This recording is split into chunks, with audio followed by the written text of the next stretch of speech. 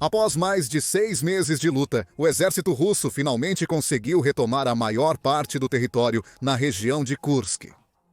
A partir desse ponto, a estratégia parecia ser consolidar as tropas que participaram dos batalhões da contra-ofensiva de Kursk mais próximas à frente de Donbass, no leste. Tudo num esforço para lançar uma campanha mais decisiva, visando espalhar as defesas da Ucrânia. Mas o que Putin e seus generais não pareciam levar em conta é o quanto a Ucrânia está disposta a ultrapassar os limites durante a guerra. De uma só vez, todo o plano de Putin para montar uma ofensiva desmoronou em 21 de abril, após o ataque surpresa da Ucrânia. Em grandes contingentes de tropas, infantaria mecanizada, compostos militares vitais e até infraestrutura rodoviária em Belgorod.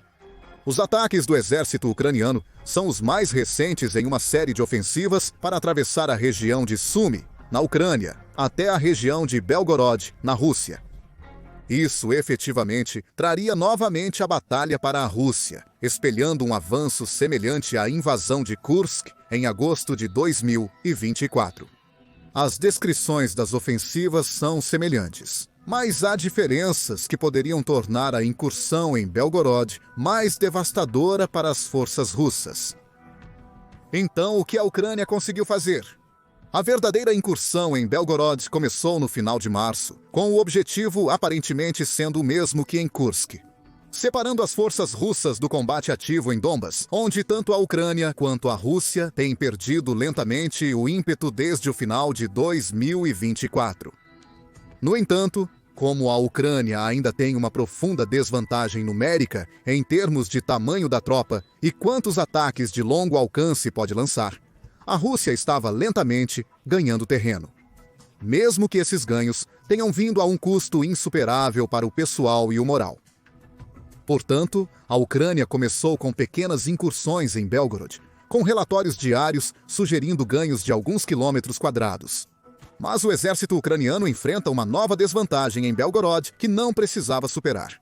Para sua última incursão em Kursk, as tropas russas já estavam lá. Para começar, veja, a Rússia tem uma estimativa de 62 mil soldados se movendo de Kursk para a frente de Donbass mais ativa, com Belgorod se apresentando como um ponto de conexão natural entre essas regiões. Assim, quando a Ucrânia montou a ofensiva inicial na região, a Rússia pôde responder muito mais rapidamente do que em agosto passado, minimizando as possíveis perdas de território ou o colapso das defesas locais. Para superar isso, a Ucrânia começou a lançar um tipo diferente de ofensiva em Belgorod, uma mais focada em operações de bombardeio em larga escala e negação aérea. Os combates em 21 de abril são talvez o melhor exemplo das vantagens estratégicas que a Ucrânia pode ganhar, de repente. Todo o ataque dependeu da Ucrânia subverter a vantagem militar russa para seu próprio benefício. Embora a Rússia tivesse 62 mil soldados estacionados perto da região, eles ainda não estavam na melhor posição estratégica para defender contra a incursão iminente.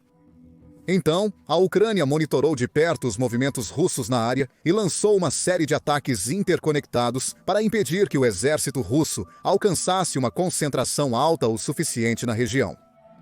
Na prática, embora a Rússia tivesse a vantagem numérica na área de Sumy, no papel, essas tropas seriam fortemente pressionadas de todos os lados e incapazes de coordenar ou montar uma contra-ofensiva séria. A maior parte da operação parece depender do esforço combinado dos lançadores ucranianos, F-16S e High Mobility Artillery Rocket System, com ambas as plataformas doadas pela OTAN, antes de 2024. Os F-16S, em particular, foram notados para usar JADAMs, ou munições de ataque direto conjunto, que permitiam que bombas aéreas superfície mirassem, buscassem e destruíssem compostos militares vitais e posições defensivas mais profundas em Belgorod. A principal vantagem de usar os JADAMs assim é o alcance ampliado. Geralmente, uma bomba não guiada lançada por um F-16 voará apenas alguns quilômetros, devido à sua baixa velocidade inercial e alto peso, que a puxa para baixo. Além disso, a bomba seria relativamente imprecisa devido à severa resistência aérea que poderia desviá-la do curso. O Joint Direct Attack Munition solucionou este problema adicionando sistemas de orientação inercial acoplados aos receptores Sistema de Posicionamento Global mais avançados e asas aerodinâmicas fixadas na bomba, permitindo ataques do F-16 a até 17 milhas e meia de distância. Além disso, a Força Aérea Ucraniana recebeu não apenas a versão básica do Joint Direct Attack Munition, mas também a versão Extended Range, ou Extended Range, pioneira da Boeing em 2009. O JDAMR tem um alcance de cerca de 45 milhas, mais do que o dobro do Joint Direct Attack Munition inicial. Desde então, os pacotes de doação para a Ucrânia não listaram as quantidades precisas ou distribuições entre os sistemas Joint Direct Attack Munition e Joint Direct Attack Munition R. É difícil determinar qual das versões foi usada nos ataques de 21 de abril em Belgorod. As filmagens do Geotag do rescaldo evidenciaram a eficácia do F-16S na guerra moderna. Joint Direct Attack Munition Systems destruiu com sucesso casas e postos de fronteira ao longo da fronteira Ucrânia-Rússia, que foram usados como depósitos improvisados de munição e esconderijos para as tropas russas, antes que a maior parte de sua contraofensiva pudesse começar. Outra rodada de filmagens, desta vez de dentro do território russo, mostrou Joint Direct Attack Munition Systems atingindo comboios de caminhões que transportavam novos recrutas e munição para a nova frente aberta em Belgorod. Estima-se que a Ucrânia esteja usando de 2 a 4 bombas ar-superfície, com Joint Direct Attack Munition, por alvo entrincheirado ou fortificado.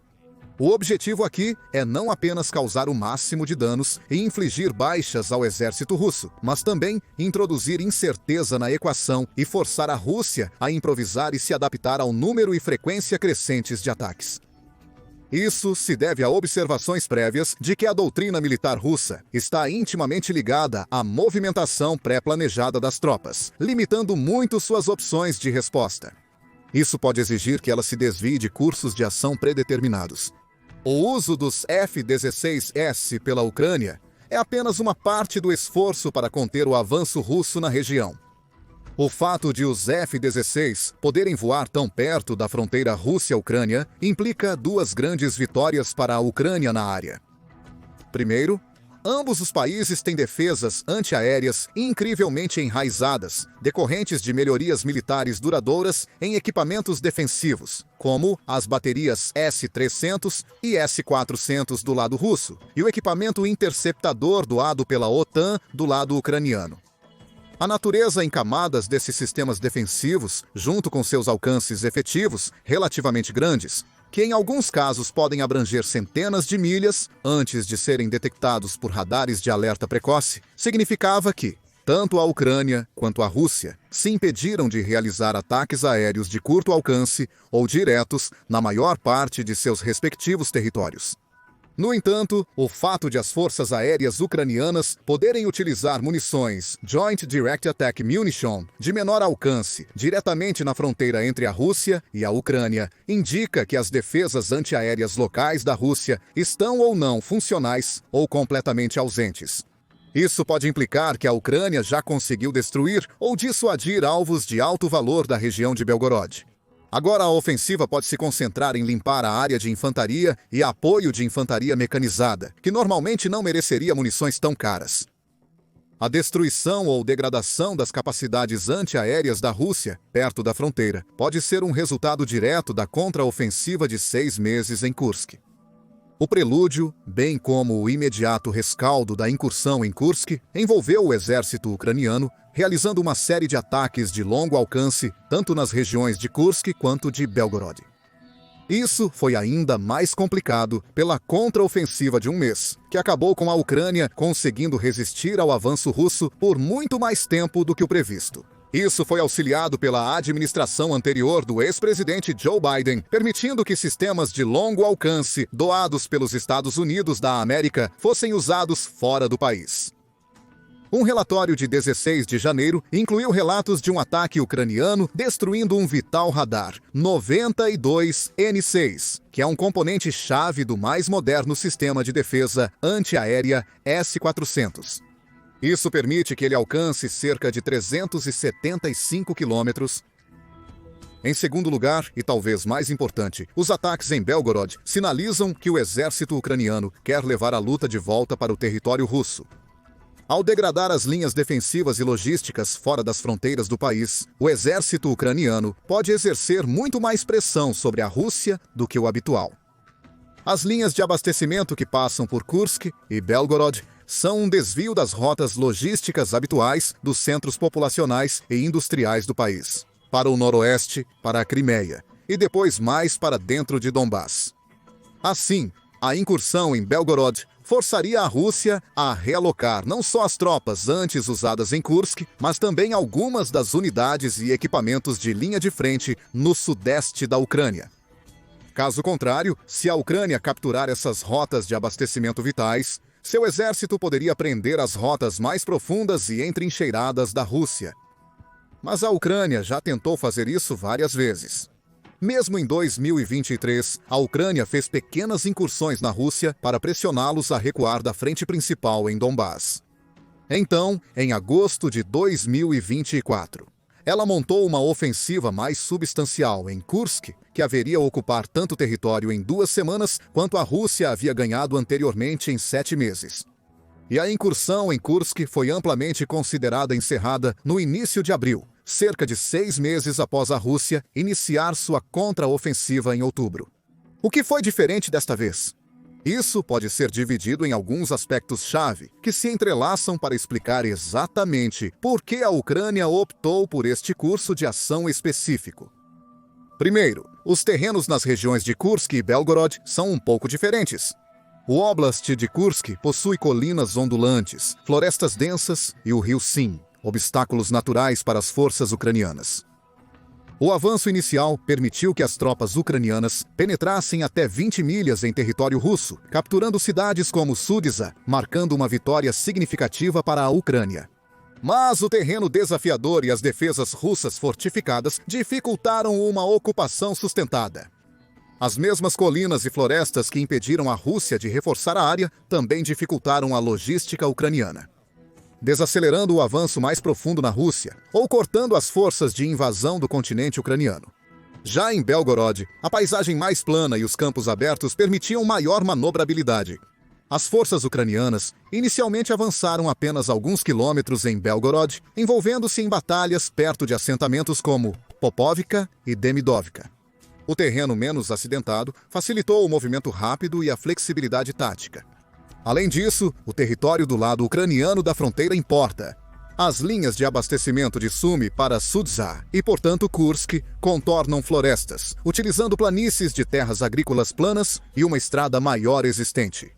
Isso significava que reforços ucranianos poderiam ser pressionados pelas forças russas ao redor de Kursk, e retiradas estratégicas de lá seriam feitas por campos abertos. Em contraste, as linhas de abastecimento de Sumy para Belgorod passam por áreas fortemente florestadas do lado da Ucrânia. As florestas reduzem drasticamente as capacidades russas de detecção de longo alcance por radar, satélite e até drones tradicionais. Assim, a Ucrânia pode posicionar mais tropas e equipamentos vitais aqui, mais perto da Rússia do que em Kursk, o que foi crucial nos ataques de 21 de abril às posições russas.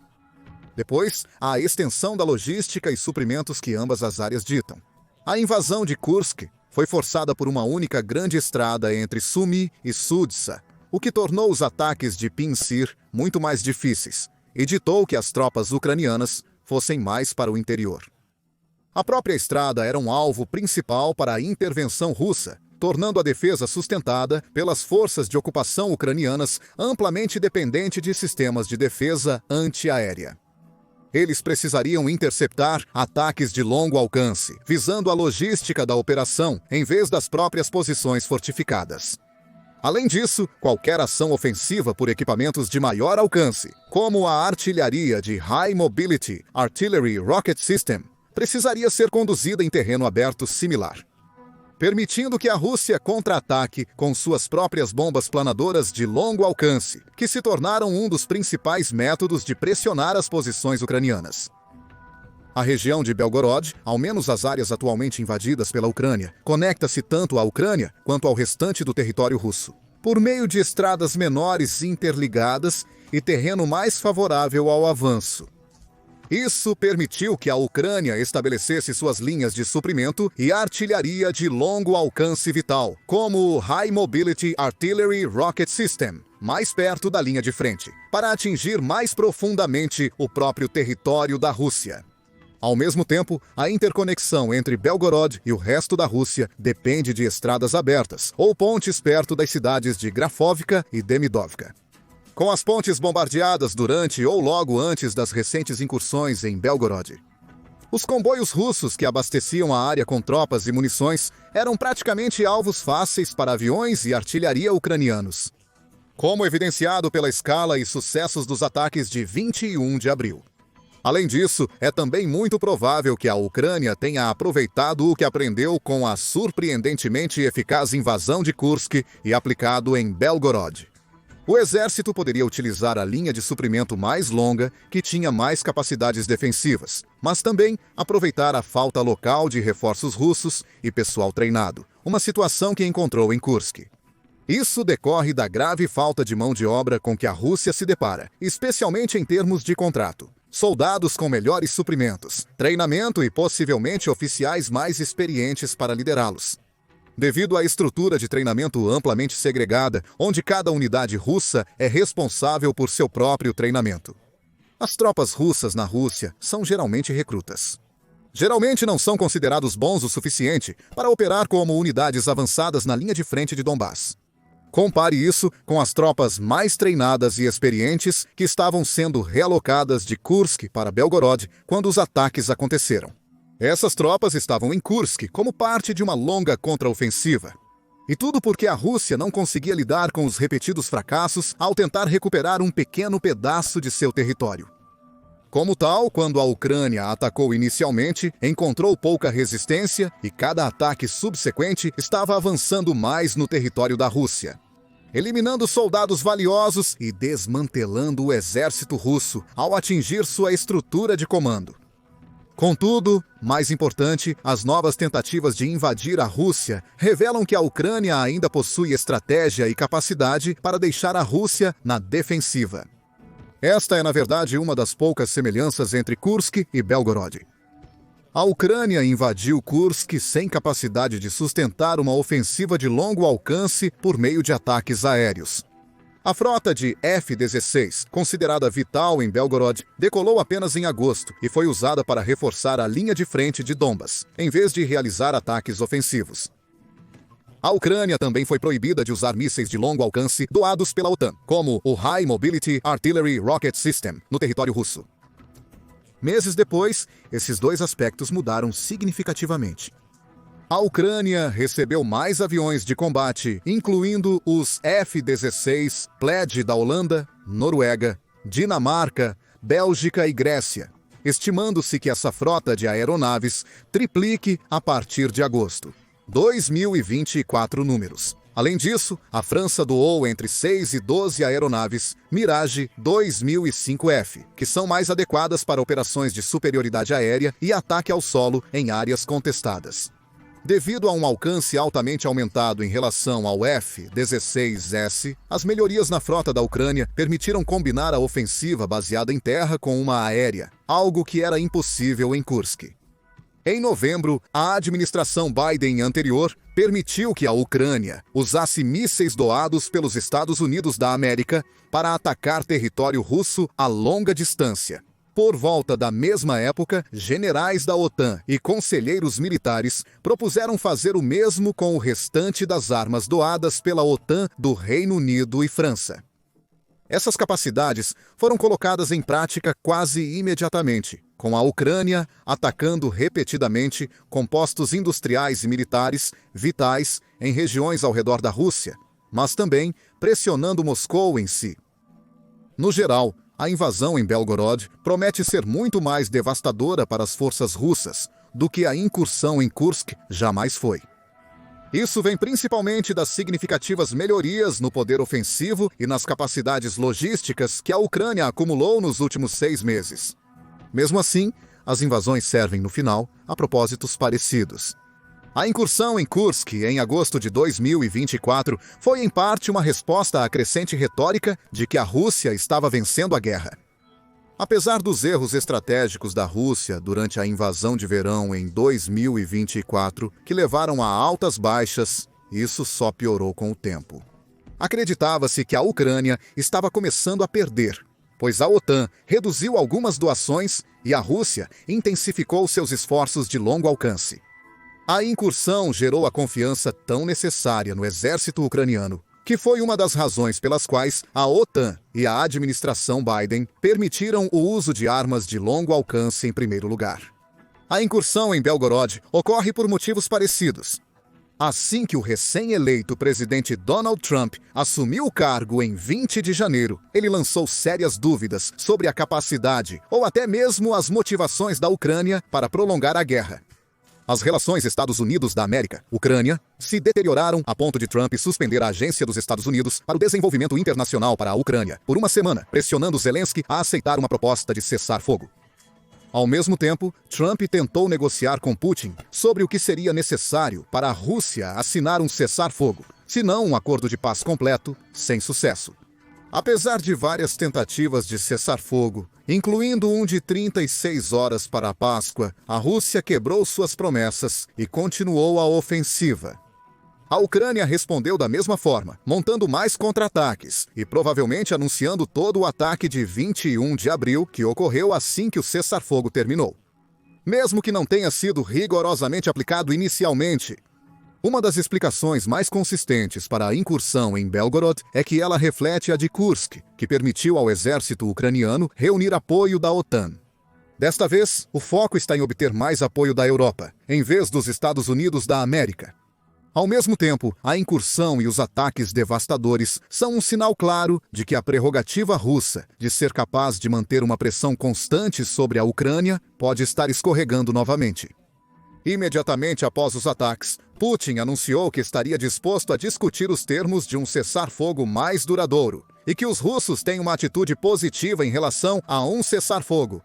Isso ocorre após Trump sinalizar na semana passada que ele e o restante da administração dos Estados Unidos da América abandonariam as negociações se não houvesse um claro sinal de progresso de ambos os lados do conflito. O principal problema é que a Rússia enfrenta agora mais dificuldades que antes, com suas linhas de suprimentos sob pressão. A Rússia está perdendo mais soldados a cada mês e se voltando para uma economia de guerra como nunca antes.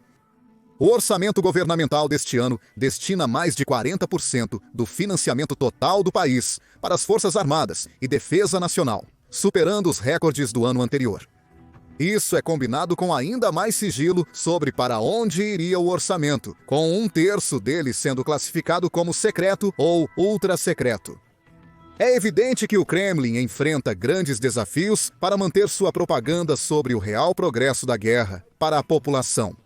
As exportações de petróleo e gás da Rússia estão sendo pressionadas por usar frotas ilegais para contornar as sanções ocidentais, com navios-tanque apresentando desgaste e falhas de motor, permitindo seu confisco pelos poderes ocidentais. Isso não deveria surpreender. O déficit na força de trabalho do país se agravou devido ao aumento das taxas de recrutamento e à fuga de quase 1 milhão de pessoas para evitar serem recrutadas. Em 2022, como tal, a pressão aumentada na linha de frente é mais uma tentativa do exército ucraniano de fortalecer sua posição de negociação. Isso é duplamente importante quando o homem responsável por intermediá-las é Trump, que parece querer apenas seguir o poder e declarações claras dele, independentemente de qual seja a fonte real dele. Mas o que você acha? Como será a incursão em Belgorod, especialmente em comparação com a de Kursk? Deixe-nos saber nos comentários abaixo. E obrigado por assistir. Não se esqueça de se inscrever no The Military Show para mais notícias e informações atualizadas sobre conflitos na Ucrânia, no Oriente Médio e no mundo.